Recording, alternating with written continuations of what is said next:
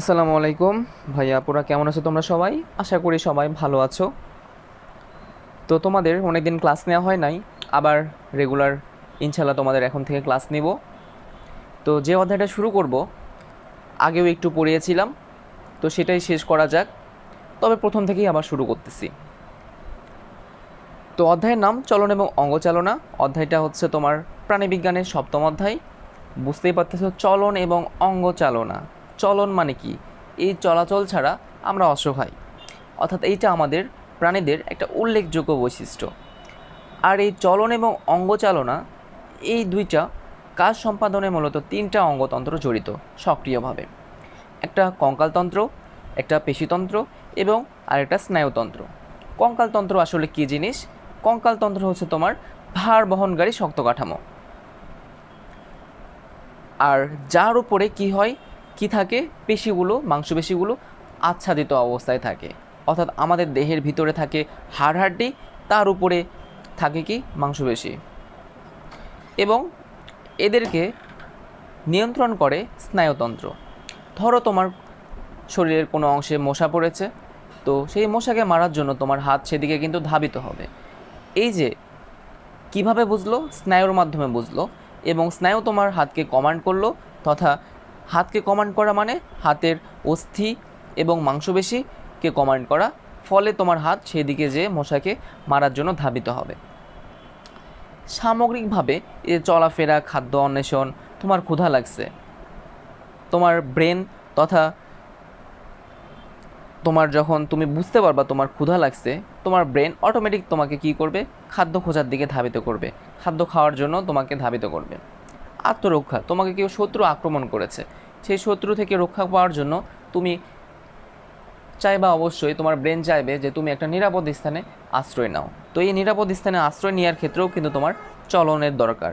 তো এই সামগ্রিকভাবেই তোমার যাবতীয় কার্যক্রমে তোমার কঙ্কাল এবং পেশির সাথে জড়িত, এবং এদেরকে নিয়ন্ত্রণ করতেছে কে? স্নায়ুতন্ত্র তথা ব্রেন। এরপরে আসো, মানব কঙ্কালতন্ত্র আসলে কি? মানব কঙ্কালতন্ত্র ভ্রূণীয় মেসোডাম থেকে উদ্ভূত। আমাদের যে কঙ্কালতন্ত্র অর্থাৎ হাড় হাড্ডি, এইটা মেসোডাম নামক স্তর থেকে তৈরি। তো এবার তোমরা প্রশ্ন করতে পারো, ভাইয়া যে মেসোডামটা আবার কি? মেসোডাম হচ্ছে তোমার আমরা যখন ভ্রূণীয় দশায় ছিলাম, এই ভ্রূণীয় দশার তিনটা স্তর ছিল।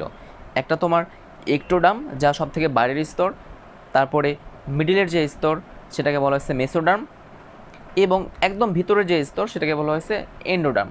এই যে তিনটা স্তর থেকেই পরবর্তীতে আমরা পূর্ণাঙ্গ, একদম পূর্ণাঙ্গ মানুষ হিসেবে বা পূর্ণাঙ্গ প্রাণী হিসেবে গঠিত হয়ে থাকি। তো এই যে কঙ্কালের অর্থাৎ তোমার হাড় হাড্ডিগুলা আসলে তৈরি হয় ভ্রূণের মেসোডার্ম নামক স্তর থেকে, তথা ভ্রূণের মিডিল স্তর থেকে তৈরি হয়। তো এই মিডিল স্তর থেকেই আসলে এই অস্থি এবং তরুণাস্থিগুলো তৈরি হয়। তো অস্থি কি? যেগুলো কঠিন টাইপের জিনিস সেগুলোকে বলা হয় অস্থি, এবং তরুণাস্থি কি? যেগুলো হচ্ছে তোমার নরম, স্থিতিস্থাপক, সেগুলোকে বলা হয় তরুণাস্থি। তাহলে সামগ্রিকভাবে কি হইলো? যে ভ্রূণীয় মেসোডার্ম থেকে উৎপত্তি হয় অস্থি এবং তরুণাস্থি, যা কি করে? আমাদের প্রধান কাঠামো সৃষ্টি করে দেহের, এবং দেহের নির্দিষ্ট আকার আকৃতি প্রদান করতেছে, ভার বহন করতেছে, এবং বিভিন্ন ধরনের পেশি সংযোজিত হইতেছে এই কঙ্কালের উপরে। আর দেহের গুরুত্বপূর্ণ নরম অঙ্গগুলোকে ধারণ করে রাখতেছে। ধরো তোমার এই যে বুকের কাঠি, যেগুলোকে তোমার রিবস বলা হয়, তো এই কাঠিগুলো তোমরা সবাই ফিল করতে পারবা বুকের মধ্যে। তো এই কাঠিগুলো যদি না থাকতো, এই কাঠিগুলোর ভিতরে কিন্তু তোমার কি থাকে? এই যে বুকের খাঁচা যেটাকে বলা হয়, এর ভিতরে থাকে তোমার হার্ট, লাংস। যদি এই খাঁচা বা কাঠিগুলো, হাড় হাড্ডিগুলো না থাকতো, সরাসরি কিন্তু কোনো আঘাত পাইলে হার্টের উপরে যে আঘাত পাইতো, লাংসের উপরে যে আঘাত পাইতো, তাহলে কি একটুতেই মানুষ অনেক বড় ধরনের সমস্যায় পড়ে যেত।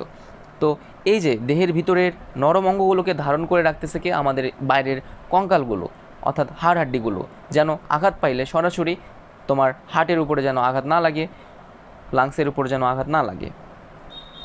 তো তাহলে মেইন কথা মনে রাখবে এখানে একটা এমসিকিউ, যে ভ্রূণীয় মেসোডার্ম থেকে উৎপত্তি হয় তোমার এই অস্থি এবং তরুণাস্থি, যা আমাদের দেহের কাঠামো সৃষ্টি করে, আকৃতি প্রদান করে, ভার বহন করে, পেশি সংযোজনের জন্য স্থান প্রদান করে, এবং গুরুত্বপূর্ণ নরমঙ্গগুলোকে ধারণ করে রাখে। এরপরে আসো, আমাদের কঙ্কালটা আসলে অন্তঃকঙ্কাল টাইপের, অর্থাৎ ভিতরের দিকে থাকে কঙ্কাল এবং বাইরের দিকে থাকে মাংসপেশি। আর এই কঙ্কাল নিয়ে যে শাখায় অর্থাৎ মানবদেহের কঙ্কাল তথা অস্থি নিয়ে যে শাখায় আলোচনা করা হয় তাকে বলা হয় অস্টিওলজি। অস্টিওলজি অস্টিওলজি কঙ্কাল নিয়ে যে শাখায় আলোচনা করা হয় তাকে বলা হয় অস্টিওলজি। তো কঙ্কালের অনেকগুলো টাইপস রয়েছে, অন্তকঙ্কাল, বহিকঙ্কাল, হাইড্রোস্ট্যাটিক কঙ্কাল। অন্তকঙ্কাল সহজেই বুঝতে পারতেছি যে কঙ্কালটা ভিতরের দিকে অবস্থান করে, মানুষের সহ বিভিন্ন মেরুদণ্ডী প্রাণীদের কঙ্কাল ভিতরের দিকে থাকে, এই কারণে এদের বলা হয়েছে অন্তকঙ্কাল। বহিকঙ্কাল কাদের থাকে? বিভিন্ন ধরনের কীটপতঙ্গ, যেমন তোমার কাঁকড়া, চিংড়ি। যদি তুমি চিন্তা করো চিংড়ি যে খাও, সেটা যদি চিন্তা করো, চিংড়ির বাইরের দিকে খোলস তথা শক্ত কাঠামো থাকে যেটা তাদের কঙ্কাল হিসেবে বিবেচিত, এবং ভিতরের দিকে থাকে নরম অংশ যেটা আমরা খেয়ে থাকি। আবার আরেকটা কঙ্কাল রয়েছে হাইড্রোস্ট্যাটিক কঙ্কাল। এই হাইড্রোস্ট্যাটিক কঙ্কাল তোমার হচ্ছে, হাইড্রো মানে কি? পানি, তোমরা সবাই জানো। হাইড্রো মিন্স তরল পদার্থ, অর্থাৎ পানি বোঝায়। অর্থাৎ যে কঙ্কালের অভ্যন্তরে তরল পদার্থ দ্বারা পূর্ণ থাকে তাকে বলা হয়েছে হাইড্রোস্ট্যাটিক কঙ্কাল। এরকম একটা উদাহরণ প্রাণীর কেঁচো। এরপরে আসো তোমার কঙ্কালতন্ত্রের কাজ। এই কঙ্কালতন্ত্রের কাজকে দুইটা ভাগে ভাগ করা হয়েছে, একটা যান্ত্রিক কাজ হিসেবে হেডলাইন করা হয়েছে, আর একটা বলা হয়েছে শারীরবৃত্তীয় কাজ। তো যান্ত্রিক কাজ অনেক সহজ, তোমার সংজ্ঞার মধ্যেই ছিল। যান্ত্রিক কাজগুলো আমাদের দেহের কাঠামো গঠন করে, আকৃতি প্রদান করে, গুরুত্বপূর্ণ অঙ্গগুলোকে ধারণ করে। যেরকম তোমার খুবই ভালো বুঝতে পারবা, ধরো আমাদের ব্রেন বা মগজ, মাথার খুলি, এই মাথার খুলির যে হাড়গুলো রয়েছে এই ভিতরে কিন্তু আমাদের ব্রেন বা মগজকে সুরক্ষা প্রদান করতেছে। যদি এই মাথার খুলি যদি না থাকতো তাহলে কি হইতো, বা নরম টাইপের কিছু যদি হইতো, একটুতেই আমাদের কি পড়ে গেলেই আমরা মারা যাইতাম, অনেক কঠিন একটা সিচুয়েশনের মধ্যে আমরা পড়ে যাইতাম। তারপরে সংযোগ তল সৃষ্টি করবে কিভাবে? এই যে পেশিগুলো তার উপরে আচ্ছাদিত অবস্থায় থাকবে, চলাচলে হেল্প করবে, চলনে হেল্প করতেছে, এগুলো তোমার যান্ত্রিক কাজের মধ্যে পড়তেছে। আবার ভার বহন করবে, এই তো বিষয়টা। এখন চিন্তা করো, আমাদের কঙ্কাল যদি না থাকতো তাহলে আসলে কি হইতো? তাহলে আমাদের পুরো শরীরটাই একটা মাংসপিণ্ডের মতো হইতো, দেহের কোনো আকার আকৃতি থাকতো না। তাহলে কি হইতো? যদি আমার তখন কিভাবে চলাফেরা করতাম? অ্যামিবার নামক প্রাণী যেরকম ছিল, যে ইচ্ছা মতো যেদিকে যাওয়ার দরকার সেদিকে ক্ষণপথ সৃষ্টি করে আমরা ধাবিত হইতাম। পুরো যেহেতু আমরা একটা মাংসপিণ্ডের মতো আকার, তাহলে কি যেদিকে আমরা ধাবিত হব সেদিকে একটা ক্ষণপথ সৃষ্টি করে সেদিকে ধাবিত হয়ে যাব। অর্থাৎ কঙ্কাল যদি না থাকতো তাহলে পুরো একটা মাংসপিণ্ডের মতো হইতো এবং অ্যামিবার মতো গড়িয়ে গড়িয়ে চলতাম। এরপরে আসো তোমার শারীরবৃত্তীয় কাজ। এটা একটু মিশাই দেই।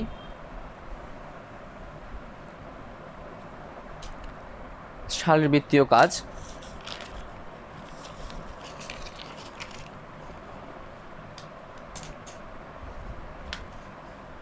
তো শারীরবৃত্তীয় কাজের মধ্যে দেখো খুবই গুরুত্বপূর্ণ এখানে কিছু কথা আছে, যে তোমার খুবই ভালো কিছু টার্ম রয়েছে শারীরবৃত্তীয় কাজের মধ্যে। প্রথম যে কাজ, রক্তকণিকা উৎপাদন। প্রথম যে কাজ কি বললাম? রক্তকণিকা উৎপাদন। রক্তকণিকা উৎপাদন, ঠিক আছে। এই রক্তকণিকা উৎপাদনকে বলা হয়েছে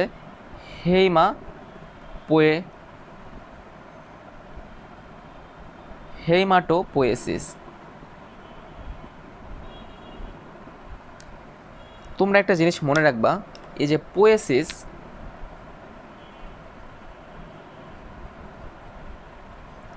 বা জেনেসিস, এগুলো দ্বারা মূলত বোঝায় কোনো কিছু উৎপন্ন হওয়ার প্রক্রিয়া।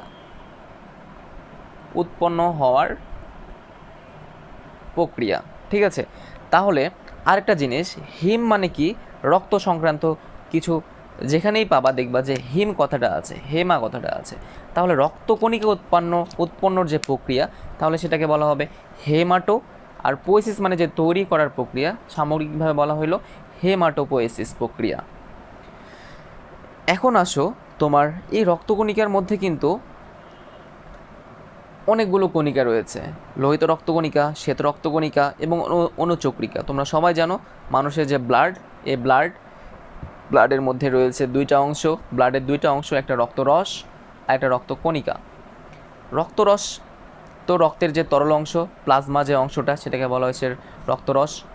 আর তোমার হচ্ছে যে কণিকাগুলো আবার তিন প্রকার, একটা লোহিত রক্তকণিকা, একটা শ্বেত রক্তকণিকা এবং একটা অনুচক্রিকা। তো দেখো, লোহিত রক্তকণিকা উৎপন্নর যে প্রক্রিয়া সেটাকে বলা হয়েছে ইরাইথোপোয়েসিস। তোমার লোহিত রক্তকণিকার ইংলিশ নামটা সবাই জানো, ইরাইথোসাইট।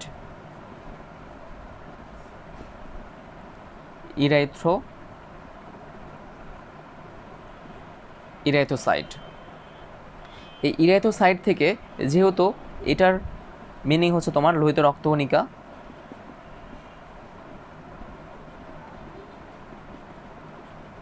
লোহিত রক্তকণিকা, তো তোমার লোহিত রক্তকণিকা উৎপন্নর যে প্রক্রিয়া সেটাকে কি বলবো? ইরাইথোপোয়েসিস। এই যে পোয়েসিস মানে বললাম তৈরি হওয়ার প্রক্রিয়া। এরপরে আসো শ্বেত রক্তকণিকা উৎপন্নের যে প্রক্রিয়া সেটাকে বলা হবে লিউকোপোয়েসিস। শ্বেত রক্তকণিকার নাম তোমরা জানো, লিউকোসাইট। লিউকোসাইট মানে তোমার শ্বেত রক্তকণিকা। তাহলে শ্বেত রক্তকণিকা উৎপন্নের যে প্রক্রিয়া সেটাকে বলবা তোমার হচ্ছে লিউকোপোয়েসিস প্রক্রিয়া। এরপরে আরেকটা কণিকা থাকে যেটাকে বলা হয়েছে তোমার অনুচক্রিকা। এই অনুচক্রিকাকে তৈরির যে প্রক্রিয়া সেটাকে বলা হয়েছে মেগাক্যারিওপোয়েসিস। মেগাক্যারিওপোয়েসিস অর্থাৎ এই অনুচক্রিকার আকারটা একটু বড়, এই কারণে এটাকে বলা হয়েছে মেগা। মেগা মানে বড়, তোমরা জানো।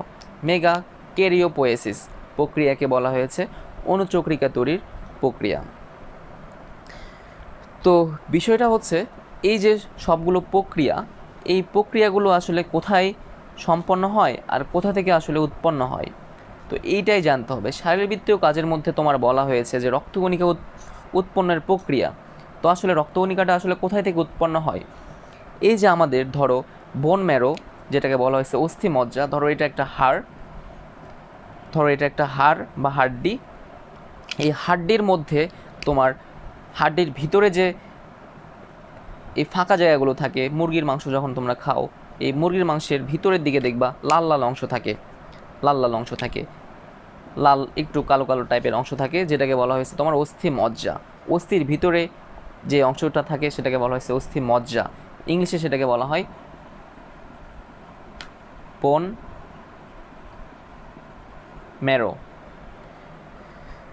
ম্যারো। এই যে তিনটা প্রক্রিয়ায়, লোহিত রক্তকণিকা, শ্বেত রক্তকণিকা, অনুচক্রিকা, এই তিনটা প্রক্রিয়া আসলে তোমার বোন ম্যারোর মধ্যে সংঘটিত হয়, অর্থাৎ অস্থিমজ্জার মধ্যে সংঘটিত হয়। এই যে ভিতরে আমাদের অস্থির মধ্যে এই যে রক্তকণিকাগুলো উৎপন্ন হয়, ঠিক আছে। তো এখানে একটা খুবই গুরুত্বপূর্ণ তথ্য তোমাদের জানা উচিত যে তোমার এই যে বোন ম্যারো আবার টু টাইপস রয়েছে। বোন ম্যারো রয়েছে দুইটা টাইপের, একটা তোমার রেড বোন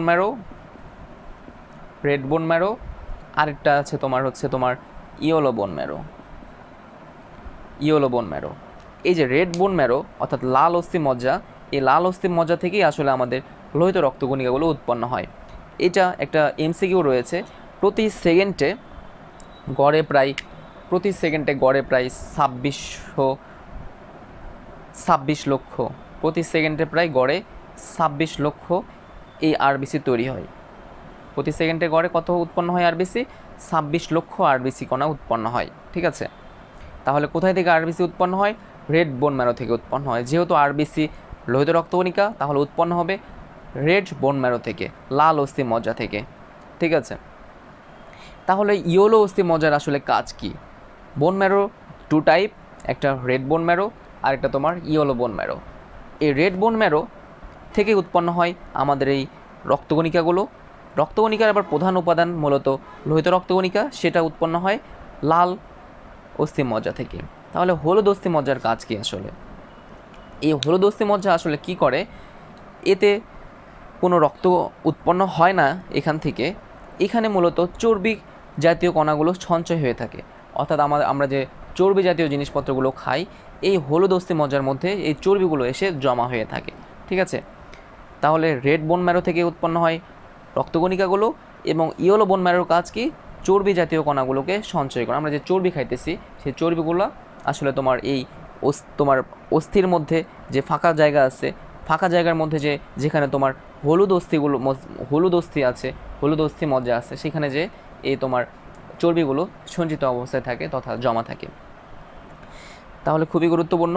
এখানে আবার বলি, লোহিত রক্তকণিকা উৎপন্নের যে প্রক্রিয়া সেটাকে ইরাইথোপোয়েসিস বলা হয়েছে, শ্বেত রক্তকণিকাকে বলা হয়েছে লিউকোপোয়েসিস, অনুচক্রকে বলা হয়েছে মেগাক্যারিওপোয়েসিস। এই তিনটা প্রক্রিয়া আসলে সম্পন্ন হয় বোন ম্যারোর মধ্যে, এই যে বোন ম্যারোর মধ্যে। আর এই বোন ম্যারোর আবার 2 type, red bone marrow, yellow bone marrow. এই রেড বোন ম্যারো থেকে তোমার লোহিত রক্তকণিকাগুলো উৎপন্ন হয়, প্রতি সেকেন্ডে প্রায় 2600 লক্ষ উৎপন্ন হয় এই আরবিসি কণা অর্থাৎ লোহিত রক্তকণিকা। এবং হলুদ বোন ম্যারো আসলে কি করে, আমাদের চর্বি জাতীয় কণাগুলোকে সঞ্চয় করে রাখে। তো এরপরে আসো, আরও কিছু কাজ রয়েছে। খনিজ লবণ সঞ্চয় করে রাখে। এই যে আমাদের অস্থির মধ্যে তোমার বিভিন্ন টাইপের খনিজ লবণ, ক্যালসিয়াম, ম্যাগনেসিয়াম জাতীয় খনিজ লবণগুলো সঞ্চয় হয়ে থাকে, মানে জমা হয়ে থাকে। এই কারণে বলা হয় যে তোমার মানে হাড়ের ব্যথা হইলে কি বলা হয় যে ক্যালসিয়াম খাও, অর্থাৎ ক্যালসিয়ামের শর্ট হয়েছে, এই কারণে তোমার ক্যালসিয়াম জাতীয় ট্যাবলেটগুলো তোমাদের দেয়া হয় খাইতে। তাহলে তোমার এই খনিজ লবণও আসলে সঞ্চয় করে রাখে তোমার এই হাড়গুলো। তো একটা তথ্য জেনে রাখবা যে তোমার আমাদের দেহের প্রায় 97% ক্যালসিয়ামই তোমার অস্থির মধ্যে জমা হয়ে থাকে। কি 97%, 97% ক্যালসিয়ামই তোমার এই অস্থির মধ্যে থাকে, জমা থাকে। ঠিক আছে, এরপরে আসো চাপ এবং আয়নিক সমতা রক্ষা। দেহের অভ্যন্তরীণ চাপ এবং আয়নিক ভারসাম্য রক্ষা করে এই তোমার শারীরবৃত্তীয় কাজের মধ্যে সেটা পড়ে যাচ্ছে। কিভাবে পড়তেছে আয়নিক সমতা রক্ষা? ধরো তোমার আয়নিক সমতা মানে কি, আয়নের সমতা।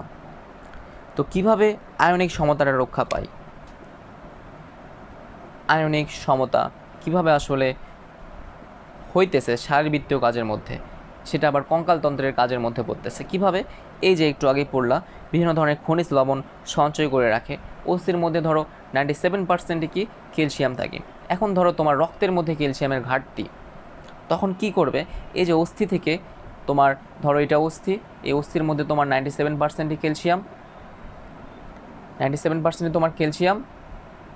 এই অস্থি যখন তোমার ব্লাডের মধ্যে ধরো এটা ব্লাড, এই ব্লাডের মধ্যে ধরো তোমার ক্যালসিয়াম আয়ন তোমার ঘাটতি হয়েছে, তখন কি হবে আসলে, এই অস্থি থেকে ব্লাডের মধ্যে তোমার ক্যালসিয়ামগুলো ধাবিত হবে। এই যে এটাকে বলা হয়েছে তোমার আয়নিক সমতা রক্ষা। ঠিক আছে, এরপরে আসো হরমোনাল নিয়ন্ত্রণ, অর্থাৎ তোমার একটা হরমোন এই অস্থি থেকে ক্ষরণ হয়, যেটাকে বলা হয়েছে, আচ্ছা অস্থি সম্পর্কে যে বিজ্ঞান সেটাকে কি বলা হয়েছিল, অস্টিওলজি। তাহলে অস্থি থেকে যে হরমোন নিঃসরণ হবে বা ক্ষরিত হবে তাকে কি বলবা, অস্টিওক্যালসিন। যেহেতু অস্থির মধ্যে একটু আগে বলা হইলো যে ক্যালসিয়াম সব থেকে বেশি থাকে, তাহলে অস্থির যে কোষ, তাহলে সেখানে ক্যালসিয়াম বেশি থাকবে। এবং অস্থির যে শাখা বিজ্ঞানে সেটাকে বলা হয়েছিল অস্টিওলজি। তাহলে সামগ্রিকভাবে হরমোনটার নাম কি হইতেছে, অস্টিওক্যালসিন। অস্টিওক্যালসিন, অস্টিওলজি থেকে অস্টিও আসছে, এবং অস্থির কোষের মধ্যে ম্যাক্সিমামই কী থাকে, যে ক্যালসিয়াম থাকে, সেখান থেকে আসছে ক্যালসিন। তাহলে অস্টিওক্যালসিন নামক একটা তোমার হরমোন ক্ষরিত হয়, যা খুবই গুরুত্বপূর্ণ একটা কাজ করে আমাদের দেহের মধ্যে। কি কাজ করে, চিনি এবং চর্বির পরিমাণ নিয়ন্ত্রণ করে। চিনি ও চর্বির মাত্রা।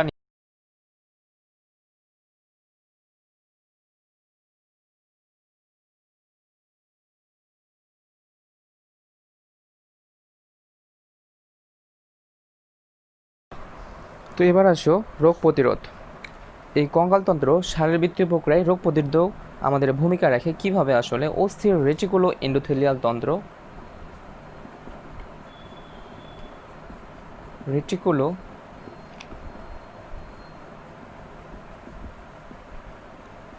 এন্ডোথেলিয়াল তন্ত্র তোমার হচ্ছে রোগ প্রতিরোধ ব্যবস্থায় ভূমিকা রাখে। তো তোমরা একটা জিনিস মনে রাখবা যে রেটি মানে তন্তু বা ফাইবার। রেটি মানে তন্তু বা ফাইবার। তোমরা জানো যে ফলমূল শাকসবজির মধ্যে বেশি বেশি ফাইবার জাতীয় কণা উপাদান রয়েছে আমাদের খাদ্য উপাদানগুলোর মধ্যে। এই কারণে রোগ প্রতিরোধ ক্ষমতা কিন্তু বাড়ে। ডাক্তাররা কি বলে যে অসুস্থ হইলে বেশি বেশি শাকসবজি খাও, তারপরে ফলমূল খাও। কেন বলে? কারণ এই যে তন্তুগুলা আমাদের রোগ প্রতিরোধ ক্ষমতা বৃদ্ধি করে। তেমনিভাবে অস্থির যে রেটিকুলো এন্ডোথেলিয়াল তন্ত্র রোগ প্রতিরোধ ক্ষমতা আমাদের বৃদ্ধি করে শারীরবৃত্তীয় প্রক্রিয়ায়। এরপরে তোমার শ্রবণ এবং আরেকটা প্রক্রিয়া রয়েছে, শ্রবণ প্রক্রিয়া। এই শ্রবণে তোমার অস্থি হেল্প করতেছে কিভাবে? আমাদের কানের যে তিনটা অংশ, বহিকর্ণ, মধ্যকর্ণ এবং অন্তকর্ণ, এই মধ্যকর্ণের মধ্যে তিনটা অস্থি রয়েছে। মধ্যকর্ণের অস্থি তিনটা, একটা হচ্ছে ম্যালিয়াস,